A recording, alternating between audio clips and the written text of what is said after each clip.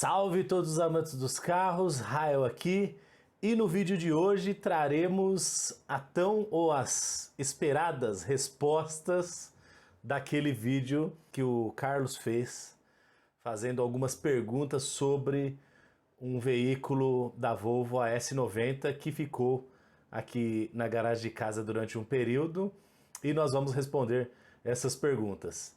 Tem interesse nesse tipo de conteúdo? Veículos híbridos? Coisa interessante vem por aí, hein? Fique até o final do vídeo. Forte abraço!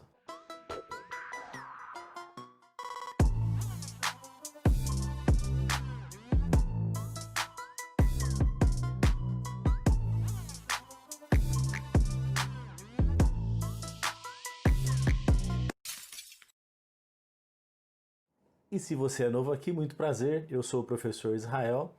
Esse canal é um canal dedicado à área automotiva e automobilística que tem vídeo novo toda semana comigo e meus amigos também, especialistas na área. Se tem interesse nesse tipo de conteúdo, deixe um like, se inscreva no canal, ative as notificações, deixe um comentário que isso fortalece o nosso trabalho aqui no YouTube. Pessoal, a Volvo S90 T8 é o maior sedã de luxo da marca escandinava. É um veículo extremamente tecnológico, um veículo híbrido, que traz muitas situações que não é de conhecimento da maioria que tem o costume, no meu caso mesmo, do uso do carro popular. Por exemplo, o veículo conta com controle de cruzeiro adaptativo, piloto assistido, vários detalhes de segurança. Até aconteceu uma situação interessante que o veículo estava programado no GPS, para irmos para um determinado local, e teve um acidente bem na faixa que estávamos trafegando. E o veículo ele faz uma trava de segurança puxando o cinto, informando o painel que posteriormente à frente teríamos uma situação de colisão à frente, um risco em potencial. Então o veículo cria essa situação. O veículo ele até permite uma mudança de faixa agressiva, mas ele sempre sinaliza quando você vai fazer uma mudança de faixa. Ele dá uma vibrada no volante. É um veículo com muita tecnologia. Resumindo, são situações que muitos dos condutores do cotidiano acabam não conhecendo por serem veículos com um custo bem elevado. Se nós pensarmos que é o topo de linha da Volvo com relação a sedã de luxo, nós estamos falando de um carro aí de mais de 320 mil reais facilmente. E nós vamos bater um papo sobre algumas perguntas que o Carlos lá da Volvo, ele está acostumado com esse tipo de manutenção, E nós vamos bater um papo sobre as perguntas que ele deixou. Eu vou deixar o link no card aqui, justamente do vídeo que ele traz essas perguntas aí. Posteriormente terão outros cards aí do filme que fizemos, quando fui buscar o carro, entre outros itens aí. Também quero trazer algumas situações de assuntos importantes sobre tecnologia dessa Volvo. A parte de motor, o motor combina duas turbinas, Uma turbina convencional, aquela conhecida como quente-fria, Um buster rotativo, e ele tem um segundo buster, que seria o terceiro, Se pensarmos aí duas turbinas, mais um pressurizador, que é muito interessante. Eu acho que compensa em um outro vídeo a gente falar sobre isso também. Então, vamos às perguntas. Pessoal, nesse dia das perguntas, o Carlos fez várias perguntas e até o pessoal brincou, Falou assim, poxa, Rael, o Carlos fez em uma pergunta 3, 4 perguntas, já para sacanear, Mas tudo bem. Vamos à primeira pergunta aqui, Qual o tipo de tomada para carregamento? Pessoal, todo veículo híbrido, ele tem algumas características. Ou ele é um híbrido em série, híbrido em paralelo ou híbrido misto. A relação do tipo de tomada está mais vinculada ao tipo de veículo híbrido. Por exemplo, um veículo híbrido em série, o motor a combustão só serve para carregar o conjunto de baterias elétricas para funcionar o motor elétrico. O veículo híbrido, né, ou híbrido paralelo, ele tem as duas condições. O motor a combustão carrega as baterias elétricas e o conjunto propulsor, porém o motor a combustão também funciona como conjunto de propulsão para fazer o motor funcionar. Tanto é que esse carro que eu fiquei, a Volvo S90, é um carro que ele acabou a bateria, porque a autonomia da bateria não é muito grande, a gente vai falar disso em outra pergunta, né?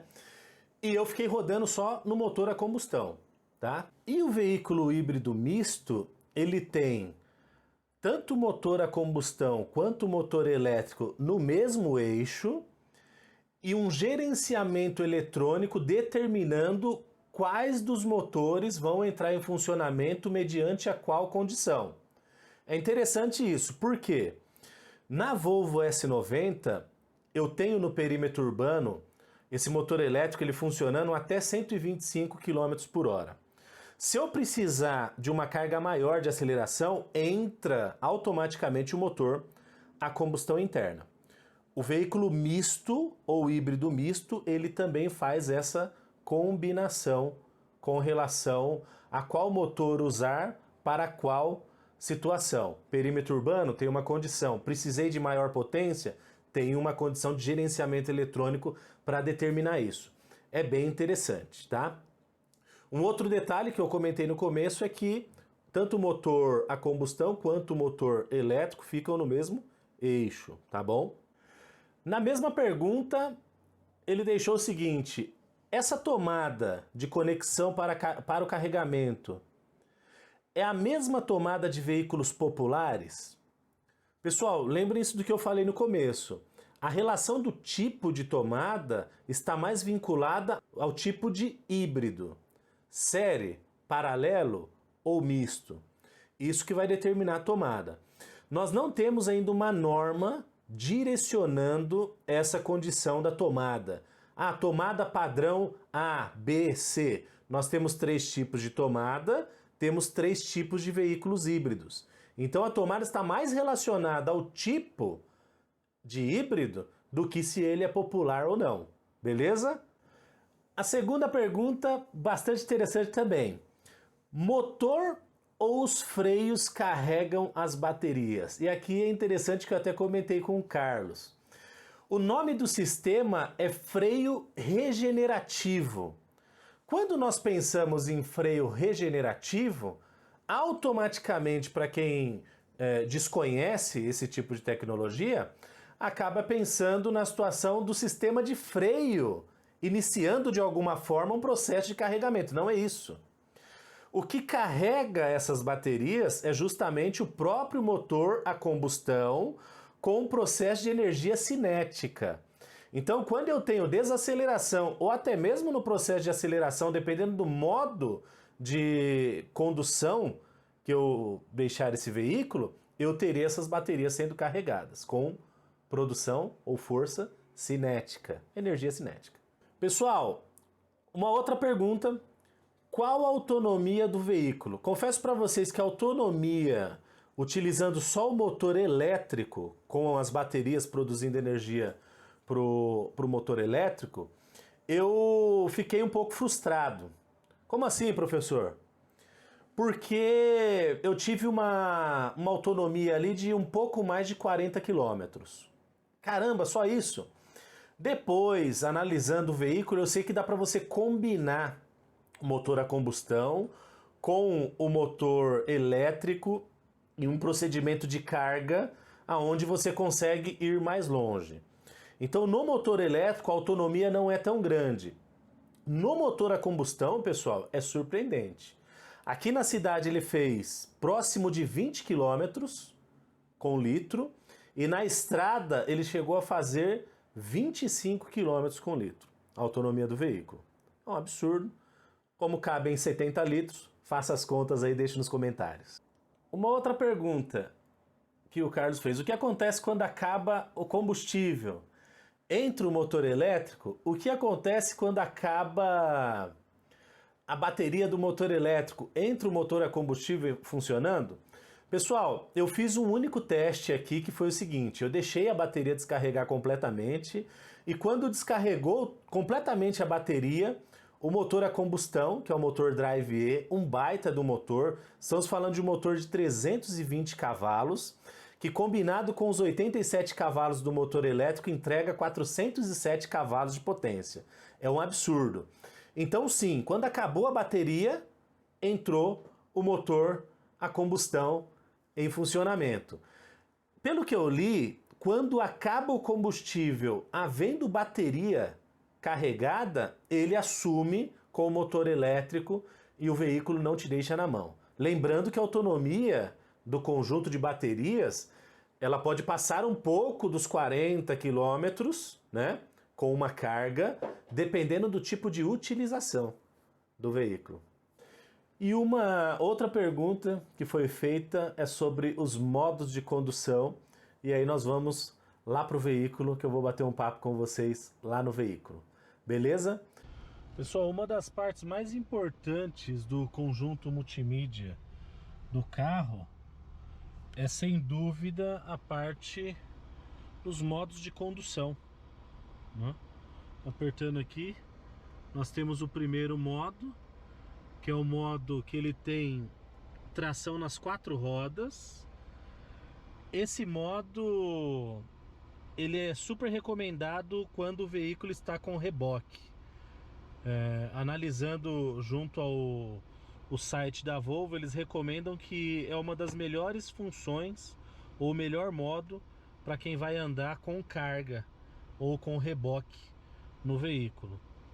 Aí nós temos o modo Pure, que é o modo puro, né? Onde você vai conduzir com ele 100% elétrico. O modo Power, que é justamente quando você vai conduzir exigindo maior performance. E o modo que eu mais usei, que é o modo Hybrid, né? Ou híbrido. Não sei se a pronúncia é essa. Que ele combina o motor de combustão com o motor elétrico. A gente vai falar um pouco mais sobre isso, mas acho que uma das partes mais importantes aí desse kit multimídia. Aqui no volante, nós temos aquela situação que eu mostrei para vocês na estrada, né? Comando para os assistentes, tanto o controle de cruzeiro adaptativo, quanto o piloto de assistência, né? O Pilot Assist. E aqui os comandos de multimídia também.